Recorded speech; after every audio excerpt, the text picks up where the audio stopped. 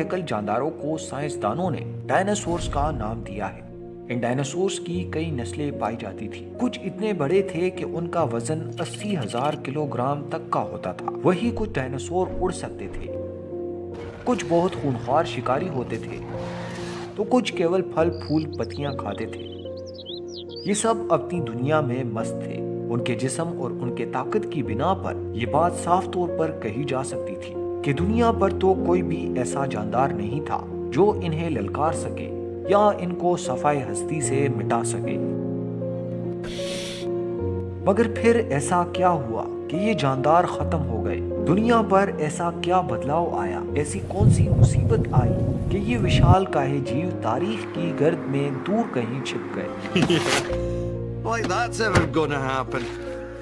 آج کی اس ویڈیو میں ہم اس دن کی کہانی جانیں گے جب آسمان موت بن کر ان تاریخی جیووں پر برس پڑا۔ ہم اس خوفناک واقعے کو قریب سے جاننے کی کوشش کریں گے جس نے ڈائناسورز کا نام و نشان ختم کر دیا۔ مگر اس سے پہلے آپ سے گزارش کی جاتی ہے کہ ویڈیو کو ایک لائک دے کر چینل کو سبسکرائب کر دیں۔ ہم ہمیشہ ہی آپ کے لیے کچھ نیا لانے کی جستجو کرتے ہیں۔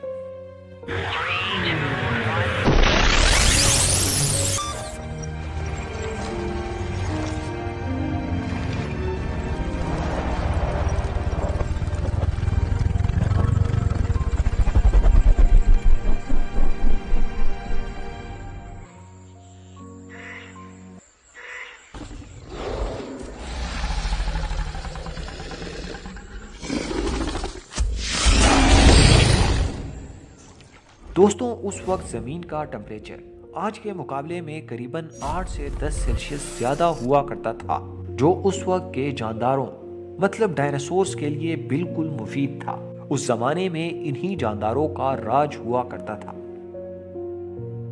اس دن بھی دھرتی ہمیشہ کی طرح اپنے آپ میں مگن تھی۔ مائیں اپنے بچوں اور انڈوں کی حفاظت کر رہی تھی۔ سبزی خور جیو پھول پتیاں کھا کر اپنا پیٹ بھر رہے تھے اور گوشت خور جاندار اپنے خوراک کے لیے شکار ڈھونڈ رہے تھے۔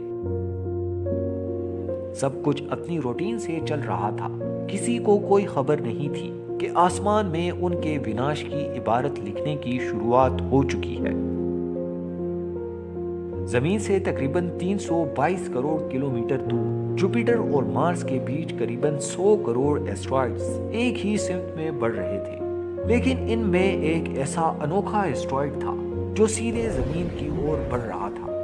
آپ یقین نہیں کریں گے، یہ ایسٹرائڈ قریب 65 کلومیٹر چوڑا تھا اور قریب 35,000 کلومیٹر پر آور کی سپیڈ سے زمین کا خاتمہ کرنے کے لیے آ رہا تھا۔ خیر، ایک اچھی بات یہ ہوئی کہ یہ ایسٹرائڈ ایک بڑے ایسٹرائڈ سے جا ٹکرایا اور لاکھوں ٹکڑوں میں ٹوٹ گیا۔ حالانکہ ابھی بھی مسئلہ ختم نہیں ہوا تھا۔ ان ٹکڑوں میں ایک ایسٹرائڈ کا ٹکڑا ابھی بھی اپنی پوزیشن سے نہیں مڑا تھا، یعنی یہ اب بھی زمین کی اور ہی بڑھ رہا تھا۔ یہ ٹکڑا قریب 10 سے 15 کلومیٹر چوڑا تھا، یعنی اس میں اب بھی دنیا کو ختم کر دینے کی طاقت موجود تھی۔ اس بار دھرتی سچ مچ سروناش ہی چاہتی تھی۔ خیر، ابھی بھی دھرتی کے بچنے کی آخری امید باقی تھی۔ زمین سے تقریباً 4 لاکھ کلومیٹر دور خلا میں موجود چاند۔ خلا میں چھوٹے موٹے ایسٹرائڈ اکثر زمین کی اور بڑھتے رہتے ہیں، مگر ہمیشہ چاند ان کا راستہ روک لیتا ہے۔ چاند کے گریویٹیشنل فورس کے کارن یہ ایسٹرائڈ اپنی پوزیشن بدل لیتے ہیں اور زمین سے ٹکرانے کے بجائے چاند سے جا ٹکراتے ہیں۔ چاند پر بنے یہ بڑے بڑے گڈھے اس بات کا ثبوت ہے کہ زمین کو بچانے کے لیے چاند نے اپنے سینے پر کئی وار جھیلے ہیں، کئی زخم کھائے ہیں۔ حالانکہ 10 کلومیٹر چوڑا یہ ایسٹرائڈ جسامت میں کچھ زیادہ ہی بڑا تھا، مگر امید یہی تھی کہ یہ بھی جا کر چاند سے ٹکرا جائے گا۔ مگر قدرت نے ایک بار پھر اپنا کھیل کھیلا اور قیامت کا یہ پتھر چاند کو پار کر گیا اور سیدھے زمین کی اور رخ کر دیا۔ اب امید کے سارے راستے بند ہو چکے تھے۔ کسی بھی طرح اس ایسٹرائڈ کے زمین سے ٹکراؤ کو روکا نہیں جا سکتا تھا۔ خوشحالی اور ہریالی اب صرف چند گھنٹوں کی مہمان تھی۔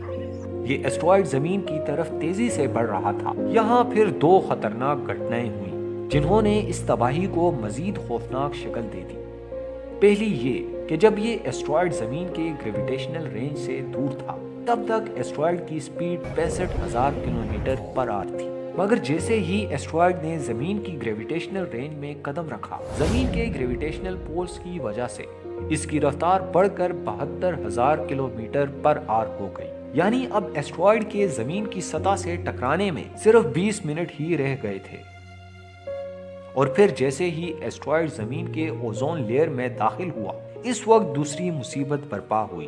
تیز سپیڈ کی وجہ سے ایسٹرائیڈ کا اوزون لیئر کی گیسوں کے ساتھ فرکشن ہوا۔ اس فرکشن کی وجہ سے ایسٹرائیڈ میں آگ لگ گئی، یعنی ایسٹرائیڈ اب ایک آگ کے گولے میں بدل چکا تھا، اور 10 کلومیٹر چوڑا یہ آگ کا گولا اب زمین سے بس ٹکرانے والا ہی تھا، اور آخر زمین کے خاتمے کا وقت آ ہی گیا۔ اس بہت بڑے قیامت کے پتھر نے زمین کی سطح چھو لی تھی۔